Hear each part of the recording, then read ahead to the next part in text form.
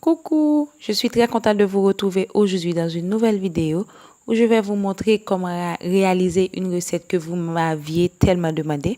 Je vais vous montrer comment réaliser le chébé de manière haïtienne ou antillaise.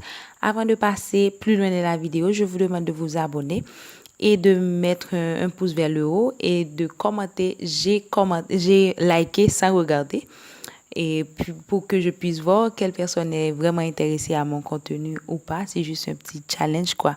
Donc, likez, commentez et faites-moi savoir si vous aimez ce que je fais, si vous avez des idées de vidéos que vous aimeriez que je fasse. Donc, et le chébé, c'est un système d'hydratation des cheveux.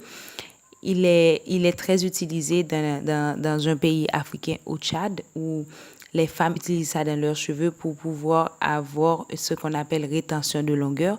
Elles manipulent très peu leurs cheveux, ce qui donne une rétention de longueur. Et puisque leurs cheveux sont vraiment hydratés, ça définit les boucles et leur donne des cheveux beaucoup plus sains, beaucoup plus merveilleux, beaucoup plus agréables à voir.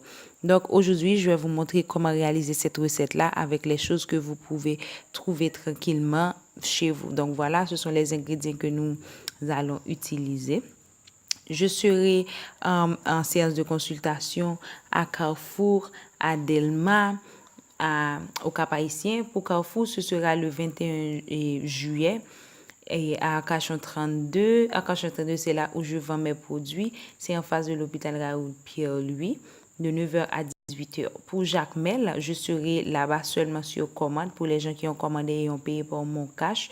Donc voilà, ce sera le 23 et 25-28, ce sera 25 à 28, ce sera à Delma de 8h à 18h, Delma 33 en face de Saint-Louis-de-Gonzague à Biotima où je vends mes produits.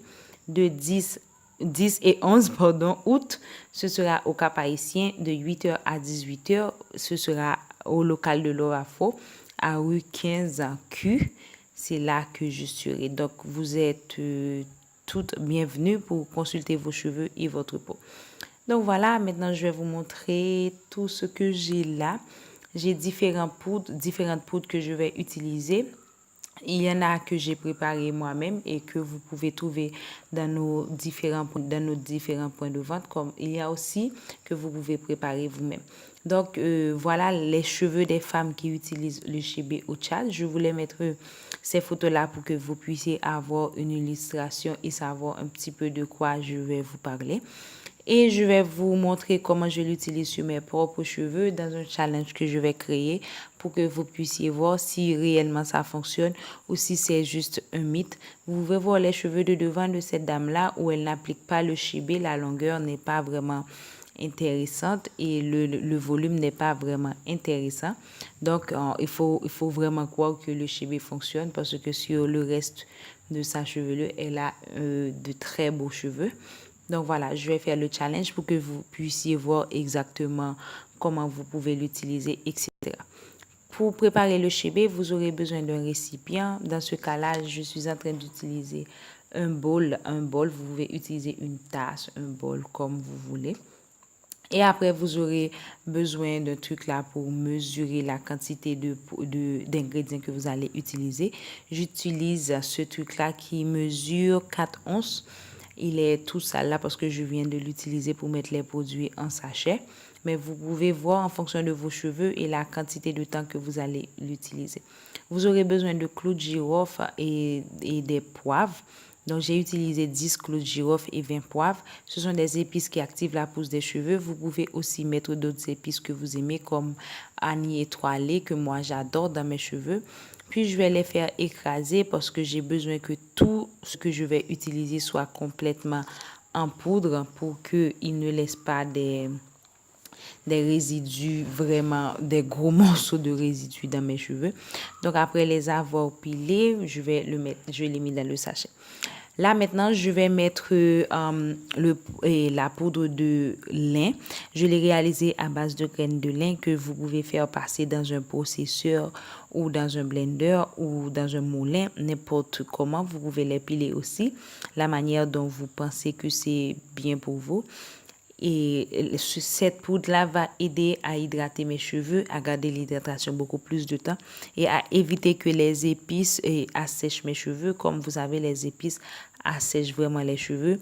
Donc, la poudre de lin va aider mes cheveux à garder cette hydratation pendant plus de temps, à être beaucoup plus bouclés. Donc, les boucles vont se définir un petit peu plus. Donc, je vais mettre ça dans mon petit bol. J'ai choisi les ingrédients en fonction vraiment de ce que je pense que vous avez besoin pour vos cheveux parce que le chébé là, il n'y en a pas dans les Antilles, il y a seulement en Afrique. Donc, il faut savoir comment s'y adapter. Et là, j'ai la poudre de Nîmes que vous savez vraiment comment ça fonctionne. Ça aide à faire pousser les cheveux, à leur donner beaucoup de volume, à enlever les impuretés. Si vous avez je ne sais pas, des poux, etc., ça c'est pour les enfants. Et elle aide aussi à combattre tous ces éléments-là. J'ai mis la moitié de mon petit bocal, donc 2 onces de poudre de Nîmes. Voilà, il est vraiment beau. Je commence à aimer ça. Et là, j'ai la poudre de boîte de chêne que je vous ai montré comment je l'ai utilisée dans une vidéo sur ma chaîne. Vous pouvez chercher poudre de boîte de chêne ou poudre à l'haïtienne, Lovafo, vous allez trouver ça. Donc voilà, il est vraiment souple, il est vraiment bon. Il va activer la pousse des cheveux et aider à garder l'hydratation beaucoup plus de temps. J'ai mis aussi la moitié de mon petit bocal. Voilà. Wow, quelle harmonie. J'adore comment il est le mélange. Et là, maintenant, je vais utiliser la poudre d'olive qu'on appelle aussi moringa, dépendamment de où vous vivez. Celui-là, j'ai mis un petit peu plus que les autres poudres. J'ai mis 8 onces parce que c'est la base principale de mon chébé, quoi. Et il est vraiment souple, il rend les cheveux vraiment souples. La pousse est au top avec la poudre d'olive. Vous savez déjà comment fonctionne l'olive, donc pas besoin de blablater sur l'olive. Donc, je mets tout ça dans mon petit bocal que je vais... c'est l'avant-dernière poudre que je vais mettre. Et après, je vais mettre la poudre de...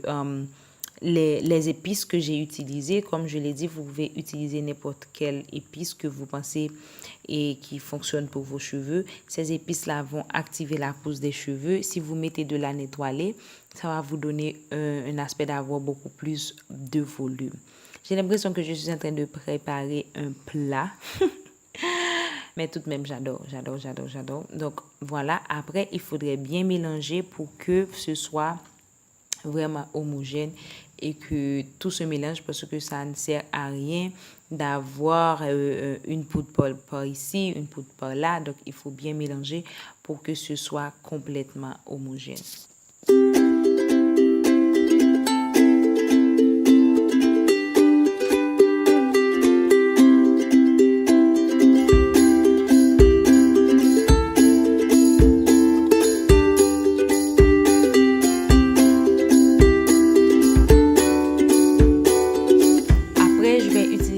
Sachet comme ça. Moi, j'aime ce sachet-là parce que il contient une sorte de scielet. Ça peut se fermer toute seule. Donc, je suis sûre que mon mélange sera bien conservé.